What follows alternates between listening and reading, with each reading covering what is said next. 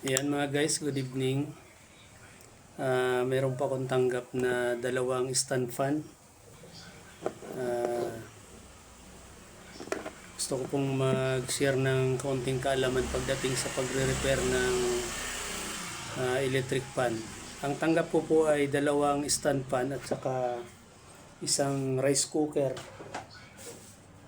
Yan, ito po rice cooker. Yan. Ngayon, gusto ko lamang i-share doon sa mga baguhan kung paano gumawa ng electric fan.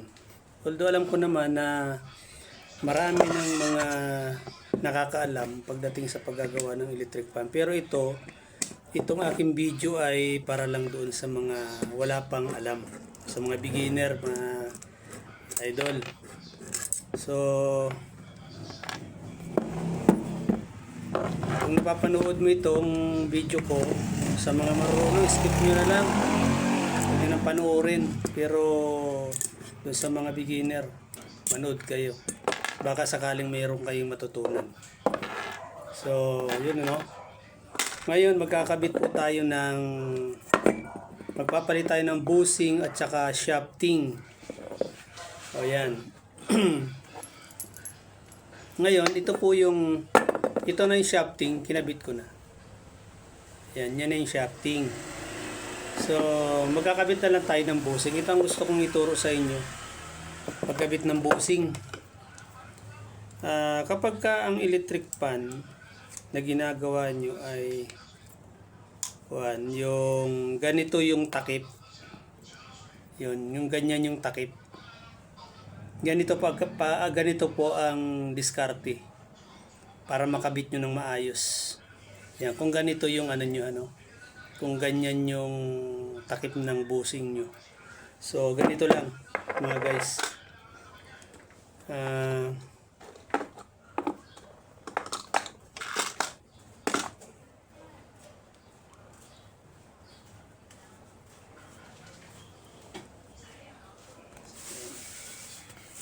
Ayan. Pag kayo po pati nagkabit ng bushing o kaya shafting, nagpalit kayo, palitan nyo na yung dalawa. Dapat palit ng bushing at saka palit na rin yung shafting. Ayan. Ayan yung bushing, ito yung shafting. No? Yan po. So, kung paano ang pagtanggal nyo nitong shafting dito sa rotor, tandaan nyo lang yung agwat nito. Tandaan nyo lang, sukatan nyo lang. Ganun lang kasimple. Pero yung pagkakabit ng bushing ganito, tuturo ko sa inyo. At wag nyo kakalimutan na kapag walang foam, ayan, pag walang foam, bumili kayo. Nabibili lang ito. Lagyan nyo laging foam kasi dyan nagdidepende yung tagal ng bushing at saka shafting. Kasi pag wala yan, walang langis, madali yan magasgas o uminit. Yun yung sikreto niyan. Kaya kinakailangan lagyan nyo lagi siya ng langis. So ito na yung corona, lalagay ko na yung corona. Ito na lalagay ko. Pero may technique ako rito. Baka may matutunan kayo. Pag naglagay kayo nito, dapat mayroon kayong bolt. Ito yung bolt. Di pa ako nakabili ng luma na ikalawangin na. So,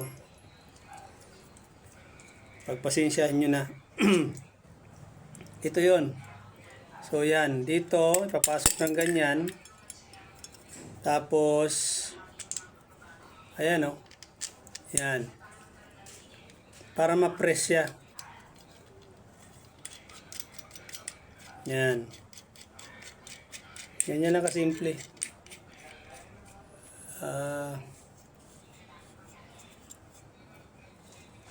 Andun pala sa motor ko yung yung aking yabi, dala-dala ng anak ko. Yung motor ko, kaya gagamit tayo ng katala. So yun higpitan lang natin to. Ayan hihigpitan lang. Para makompress siya. Lumapat ba?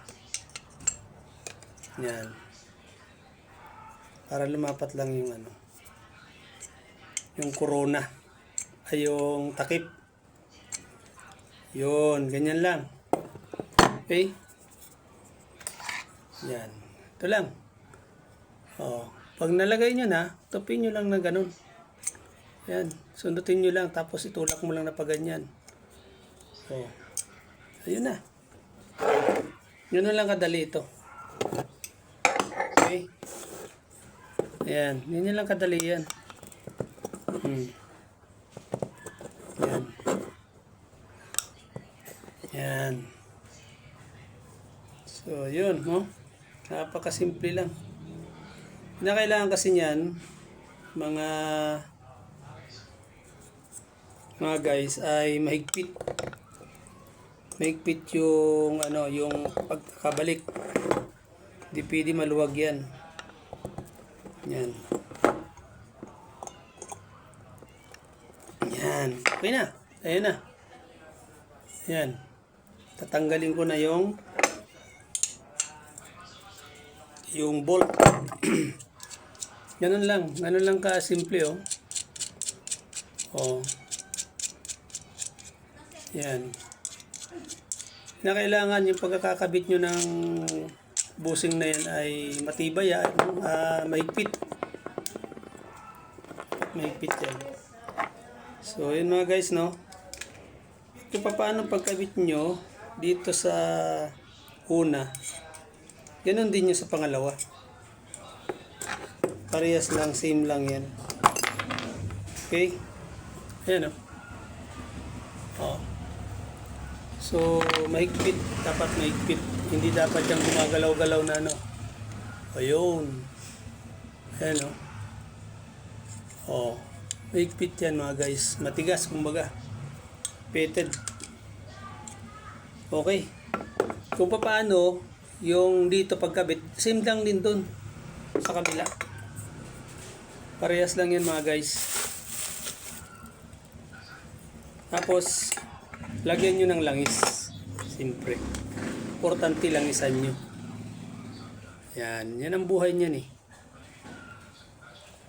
Pag may langis yan, tatagal yan. Matagal bago masira ang electric fan. Yun. Ganun lang mga guys. Ganun lang kadali yung paggawa ng electric fan. Pero mayroong mga electric fan na hindi ganito yung takip. Puro na lang din. So ipapans nyo yun. May gamit din nyo sa susunod. Gagawa ko ng video para meron din kayong mapulutan nyo rin ng aral. So yun lang. Ganun lang mga guys. Ganun lang paggawa ng Ayan, lagyan lang natin ng langis muna. Pwede rin. Mas maganda. Ito kasi may espasyo pa para maglagay ka ng langis kahit nakabit mo na yung busing. Yan. So, ayun. Diyan kasi tumatagal yung busing at saka shafting pag may langis yan. Okay? So, ikabit natin yung pangalawa. Ito na. Yung pangalawa. Yan. Ayusin muna natin yung para pagpasok niya ay saktong-sakto. Para di tayo mahirapan. Okay. Ayun, parehas lang kung paano pagkabit dito sa una, ganun din sa pangalawa. Lagyan nyo ng bolt. Yan, ito yung bolt. Ayan.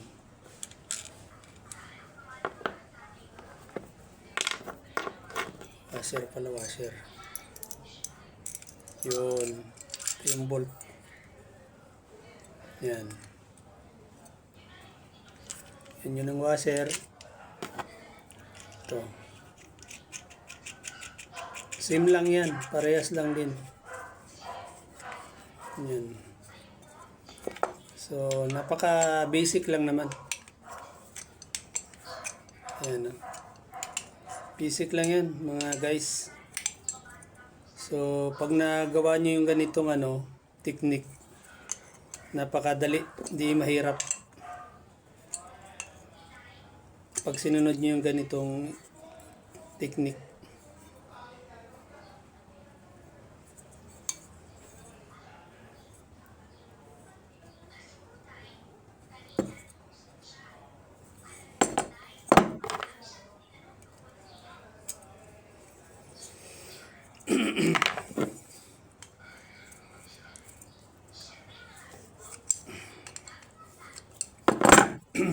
Lipat tayo mga guys. Papantayin ko lang yung pagkakalagay. Pantayin nyo lang para hindi kayo hindi tagilid yung pagkakalagay ng Dapat balanse.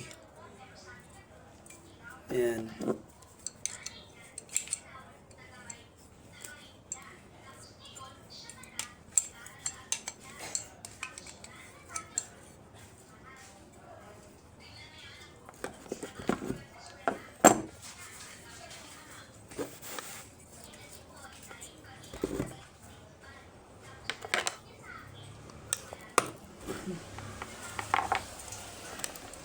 Di pantay mga guys.